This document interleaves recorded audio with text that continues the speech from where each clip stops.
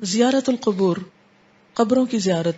مدینہ منورہ کے قبرستان جنت البقیع اور شہدائے احد کی قبروں کی زیارت کرنا مسنون ہے۔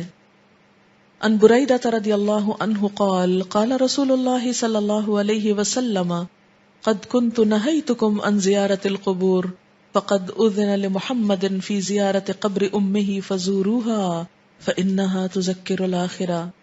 حضرت بریدہ رضی اللہ تعالیٰ عنہ کہتے ہیں کہ رسول اللہ صلی اللہ علیہ وسلم نے فرمایا، میں نے تمہیں قبروں کی زیارت سے منع کیا تھا، اب محمد صلی اللہ علیہ وسلم کو اپنی والدہ کی قبر کی زیارت کی اجازت دے دی گئی ہے، لہٰذا تم بھی قبروں کی زیارت کر لیا کرو۔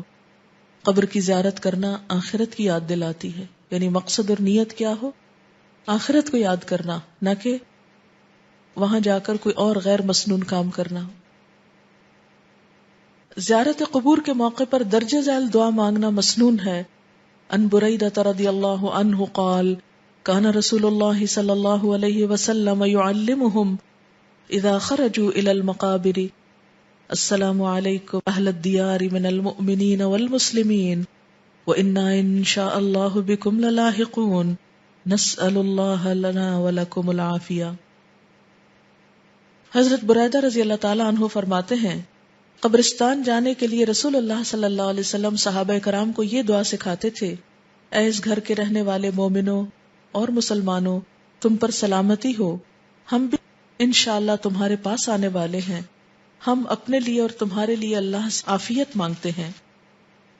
اہل بقیع کے لیے دعا کرتے ہوئے آخر میں درج ذیل الفاظ کا اضافہ بھی سنت سے ثابت ہے، اللہم اغفر لأہل البقیع الغرقد، اے اللہ بقیع غرقد والوں کی مغفرت فرما۔